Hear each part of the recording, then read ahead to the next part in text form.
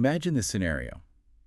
You're maybe a healthcare provider, and you're relying on this constant stream of vital signs coming in from patient wearables. Yeah, things like heart rates, body temps, activity levels, all streaming in real time. Exactly. It sounds like the future of patient monitoring, doesn't it? It really does. But then reality hits. What happens when that data stream isn't perfect? Right, like a sensor glitches out and sends, corrupted data. Or the device maker updates the firmware and boom, new fields pop up in the JSON. Or maybe old ones change format completely. And in a system where you absolutely need continuous monitoring, like for patient safety, well, a single bad record, just one hiccup, could potentially bring the whole pipeline crashing down. That's not just annoying, it's genuinely risky. It's a real patient safety concern. So this challenge, building resilience into these real-time data ingestion pipelines, that's exactly what we're digging into today. Okay. Our mission, really, is to pull out the key insights from our main source here. It's called Streaming Without Fear. How to catch bad records before they break you. And we want to show you how you can build a system, a really robust one, that can handle this messy, real-world JSON data from IoT devices without just failing. So keeping the flow going. Keep the flow going, ensuring high quality, especially, in fields as sensitive as healthcare. Yeah, and what's really fundamental about the solution in the source material, it goes way beyond just like processing the data. Okay. The core goal is really to absolutely guarantee an uninterrupted data flow, even when you hit corrupted records or schemas that suddenly change. Right, the evolving schemas we mentioned. Exactly. And it's not just about moving data, it's about actively catching those malformed records so you can analyze them later. So you don't just throw them away. No, definitely not. You capture them, but critically you make sure no valid data gets dropped in the process. That sounds crucial. It is. And if you think about healthcare again, continuous monitoring, data integrity, system uptime, these aren't just nice to haves. They're absolutely essential for patient safety, for operational reliability. Okay, so how do we actually build this kind of resilience? You said the source outlines some key technologies. Yeah, it points to this powerful trio of technologies working together. You can almost think of them like a specialized pit crew for your data stream. A pit crew, I like that. What are they? So we're talking about autoloader, a dead letter queue, and Delta Lake. Each one has a really specific job. All right, let's unpack those. Autoloader first. What's its role? Okay, autoloader, think of it as the smart gatekeeper for your incoming data. It's really good at something called schema inference. Schema inference. Yeah. Meaning it figures out the data structure on its own? Precisely. It looks at the incoming JSON and automatically works out the structure. But the real magic, the game changer, is its support for schema evolution. So when the device firmware changes. Exactly. Imagine trying to manually update schemas for thousands of IoT devices every time there's a firmware update. That's just a massive headache, right? Engineering time, deployment risk. Nightmare, yeah. Autoloader basically automates that whole problem away. It adapts to new fields, changes, freeing up your team to focus on using the data, not just cleaning it up constantly. Okay, that sounds incredibly useful. And it also handles efficient file tracking, so you don't accidentally process the same files over and over. That sounds powerful for handling unpredictable data. But let me push on that schema evolution a bit. Does autoloader handle, like, any change? Or are there limits? That's a fair question. Like, what if a field suddenly changes its data type? Not just adding a new one, but going from, say, a number to text. Does it still work, or do you need manual intervention sometimes? Yeah, good point. It speaks to that idea of streaming without fear, but with, awareness. Autoloader is very resilient. It handles new columns fine. It handles types getting wider, like an integer becoming a long integer. It can even infer null types.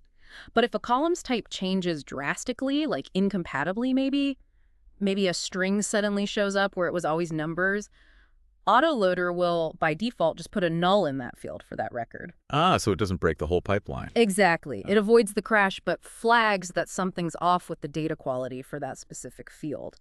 So while it automates a ton, you still need to keep an eye on data quality, especially for those unexpected type shifts. Got it. That makes sense. Prevent the catastrophe, but highlight the issue. Okay, but what if the data is just completely broken? Like not just a weird type, but totally unparsable JSON. Even autoloader can't fix that, right? Right, and that's where the next piece comes in, the dead letter queue, or DLQ. The DLQ, yeah, you mentioned that. How does that work? It sounds like a detour for bad data. It is, but it's much more than just a dumping ground. It's really a sophisticated diagnostic tool. Think of it like a quarantine zone. Okay. Any record that's truly malformed, that doesn't fit the structure or has syntax errors, instead of stopping everything, it gets rerouted to this DLQ path. And the good data just continues. The good data keeps flowing. And the real insight here is that by separating out these problem records, you're not just preventing pipeline failure, you're actually creating this essential feedback loop. How so? Because you can then go and look at what's in the DLQ. You can see exactly why a record failed. This lets you diagnose problems upstream, maybe with the sensor or the device firmware itself. It turns errors into actionable insights. So it helps improve data quality at the source over time. Precisely. It enables proactive source quality improvement. Very clever. Okay, so autoloader handles ingestion and schema. The DLQ catches the really bad stuff. What about the third piece, Delta Lake? Right, Delta Lake. This acts as the landing zone for all the good data that autoloader successfully processes. Specifically, it forms what's often called the bronze layer in a medallion architecture. The bronze layer. Okay, I've heard that term. What does that mean in this context? So the bronze layer is basically the first stop for your raw ingested data. It's minimally processed. Maybe we add some metadata like the source file name, but otherwise it's kept pretty much as it arrived, just structured now. Like raw ore from a mine. Exactly like that. It's the immutable historical record, ready for later refinement into silver and gold layers for analytics. And what are the benefits of using Delta Lake for this bronze layer? Well, several big ones. First, you get time travel. You can easily query previous versions of your data, which is amazing for debugging or audits. Wow. Second, it provides ACID compliance. That stands for atomicity, consistency, isolation, and durability. Basically, it guarantees data integrity, even if multiple things are writing or reading at the same time. No partial writes, no corrupted state. Crucial for reliable data. Absolutely. And then, tying back to that fearless streaming idea, Delta Lake uses streaming checkpoints. This is what guarantees exactly once and recoverable ingestion. Okay, exactly once and recoverable. That sounds really important, but can you break down what that means practically? Yeah. Especially thinking about that sensitive patient data example. Sure. Think about counting unique patient events or measurements. Exactly once means the system guarantees you'll process each event precisely one time. Not 0 times, not twice. Correct. You won't miss any, and you won't double count any, even if the pipeline has to stop and restart for some reason. Imagine double counting a critical vital sign alert that could lead to wrong decisions. Definitely don't want that. And recoverable. Recoverable means if your streaming job crashes, maybe the server goes down, you don't lose your place, you don't have to manually figure out what was processed and what wasn't. Well, The pipeline uses those checkpoints to pick up exactly where it left off when it restarts. No data loss, no reprocessing. It makes the ingestion truly resilient to failures. that really drives home the without fear part. Fantastic context. Okay, so let's walk through how this actually looks in practice. How does the data journey through this pipeline based on the source material? Right. So first, you've got the raw JSON files arriving. They land in some designated cloud storage path, like the example uses men.landing. Just dumped there by the devices or some upstream process? Yep. Then the pipeline kicks in. It uses Spark's streaming capabilities, specifically spark.readstream. The format is set to cloud files, which is autoloader. Okay, cloud files is autoloader. Got it. And you specify option cloudfiles.format JSON because that's our data type. Now, the key options for handling the messiness. Right. You set option cloudfiles.infercolumn types true. That tells autoloader to figure out the data types automatically. You also give it a schema location path, like option cloudfiles.schema location schema path. This is where autoloader saves the schema it figures out, so it's consistent across runs. Makes sense. And crucially, for resilience, you set option, bad records path, DL path. That's the explicit instruction. If you find JSON you absolutely cannot parse, send it over here to the DLQ. Okay, routing the truly broken stuff. Exactly. And often you'll add a little metadata too, like with column, source file, input file name. This adds a column telling you exactly which file each record came from. Super useful for tracing issues back. I can see that. Okay, so autoloader reads, infers, evolves, and sends bad records to the DLQ. What happens to the good records? The good records stream onwards. They get written out to that bronze delta table we talked about. Right, using Delta Lake? Yep.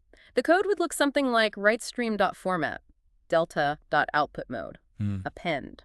Append means we're just adding new data. And critically, you define a checkpoint location. The checkpointing for recoverability. Exactly.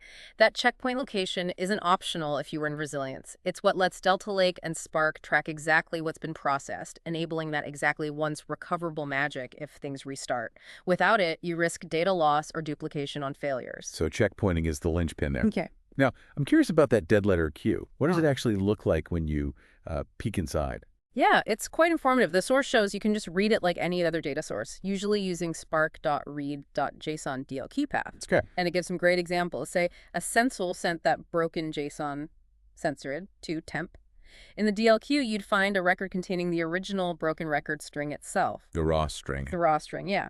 Plus metadata like the path of the original file it came from, maybe .sample3.json, and importantly, the specific error message, like malformed JSON in this case. So you know exactly why it failed. Precisely. Another example from the source was censored5, temp3 missing a colon.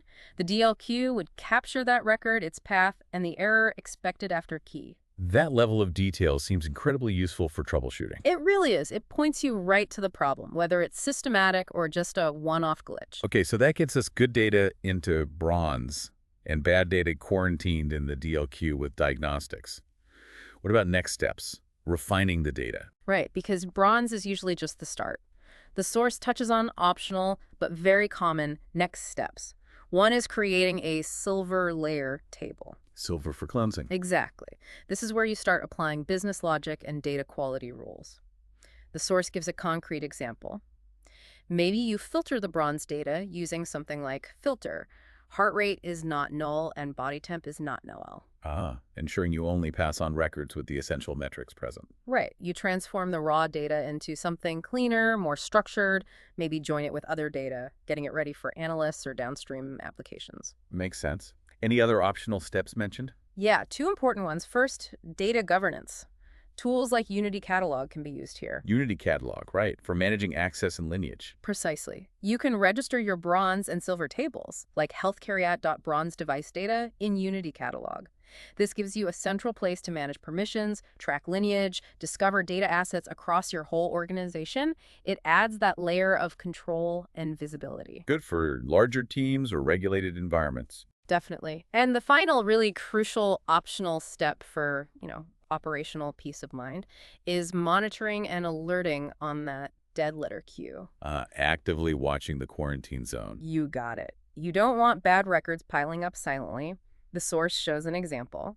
You could run a query periodically, maybe every hour, that counts records added to the DLQ in that last hour. Like filter, ingest time, interval 1 hour, and then count. Exactly that kind of logic. And if the count is greater than 0, trigger an alert. Send a notification to the operations team. So you know immediately if problematic data is showing up. Right. It lets you be proactive, jump on issues quickly before they become bigger problems or before too much bad data accumulates. It really closes the loop on reliability. That seems absolutely essential for a production system.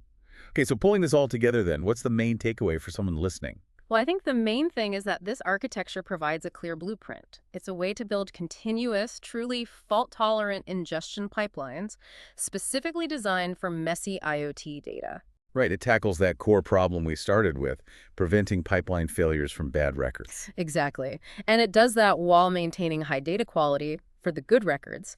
What you end up with is something that's scalable, it's schema-aware, thanks to autoloader, and it's genuinely production-grade. It's ready for the demands of critical applications like healthcare analytics. So to sum it all up, we've really done a deep dive today into how these modern tools, autoloader, dead letter queues, Delta Lake work together. Yeah. And how they let you reliably process even really messy, unpredictable, real-time data from IoT devices.